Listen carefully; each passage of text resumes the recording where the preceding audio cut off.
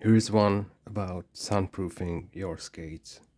And by soundproofing, I mean getting a different sound when you land and removing those sounds that are annoying when you skate, when you're on record in a video. Let's start with these sheets. I made these sheets about a year ago, approximately just right after I UFS'd my first Aeons, because at first I wasn't really able to get a very clean cut, and at first I used just some very thin, very light fabric. You could see that fabric. I stuck it in there with two-sided cello tape. Then I realized that it wasn't really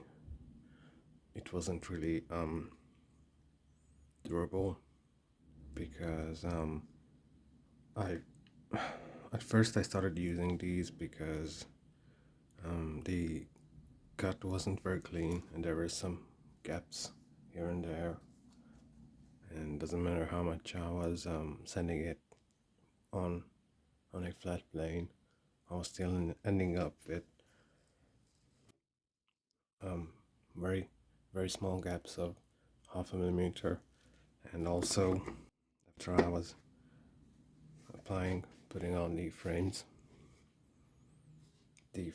itself, as I put them on by the UFS, they warped the skate in a way that I ended up with gaps at the ends.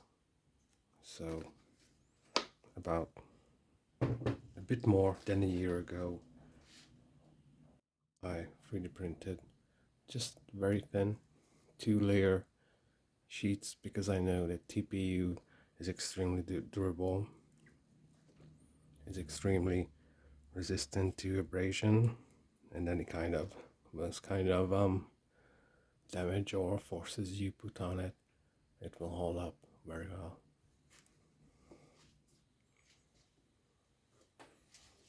So this area, the connection between the frame and your boots, is the first part of the equation of making your skates sound less clacky, because I would assume most of you want to get that very deep thud sound when you land. So these sheets, you could make these from other materials, but it's really hard to find something that is very thin and very durable, has some pliability, like rubber. Foams, I don't think foams hold up very well, because if you have a gap here, it will start to wear the foam out, where you get extra pressure and these very high force impacts on contact.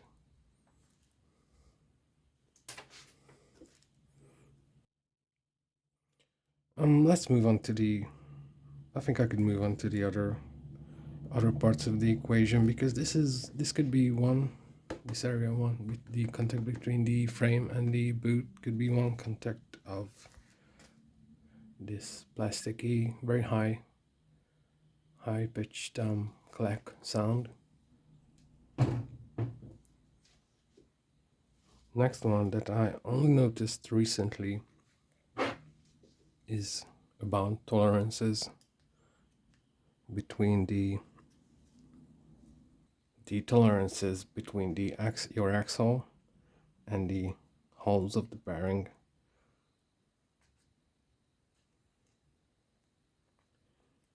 What I noticed that well, I can't really show you this. Maybe if I measure it, am I going to measure it?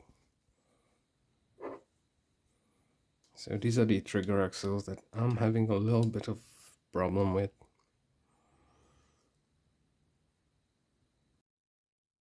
Yeah, these are narrower. These are around 7.5 7.9 millimeters. These should be exactly 8 millimeters. And that little play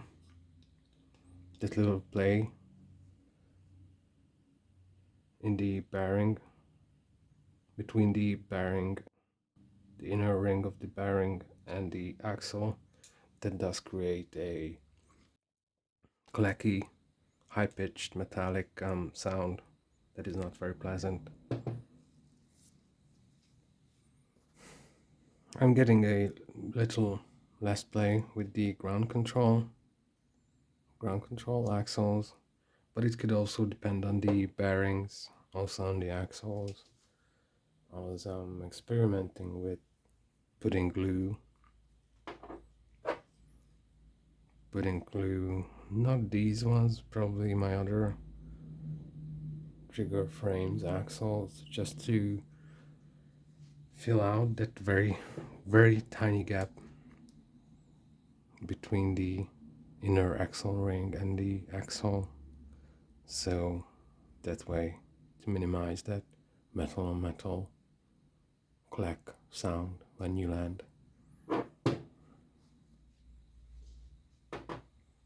The third major one when it comes to landing sound is wheel hardness.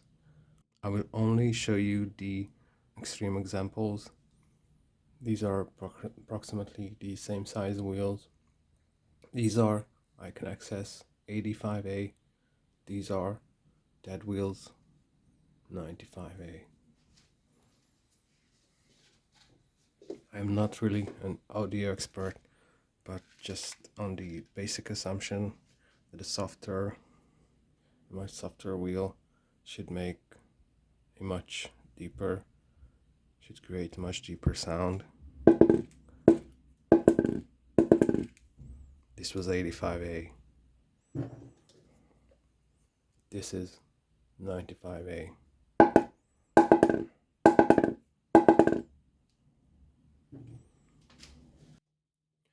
Just to sum it up really quickly, so first is having some kind of, you could, but it's not necessary to add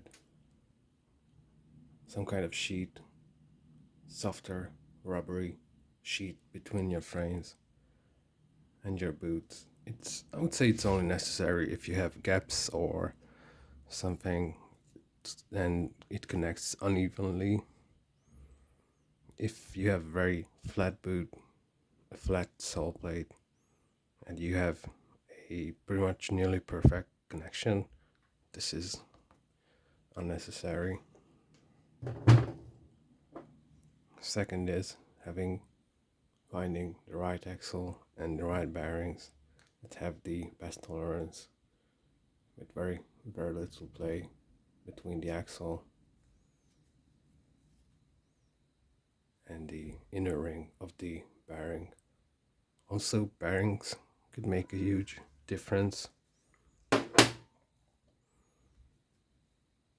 I mean, older bearings that have a lot of play could also add to that high pitch clack sound. So, easiest thing to do is just to replace them. Third one is having softer wheels. 85A. I understand that it's not everyone's cup of tea, but if you get 86A or something around 88, which is a very good general use shore hardness that you could use in a very versatile way on street, in your park, pretty much anywhere. I'm personally a fan of 86, 85 for most applications. Maybe for summer I will be using my 86A wheels. Also, just a quick side tangent about modifying the sounds that your skates make. I have a separate video on how to remove squeaking that comes from liners, mostly from Intuition liners. The general idea is to remove most smooth surfaces rubbing to each other, and the best solution seems to be just sanding the inside with sandpaper, sanding your inside of your skates, so it won't have this very shiny smooth surface, but more like a brushed sanded finish. That way it will reduce the squeaky sound you get from certain liners. This was the soundproofing of your skates. Just a few ideas. If you guys have anything to add, anything that I missed, please let me know in the comments. Thanks for watching. See ya.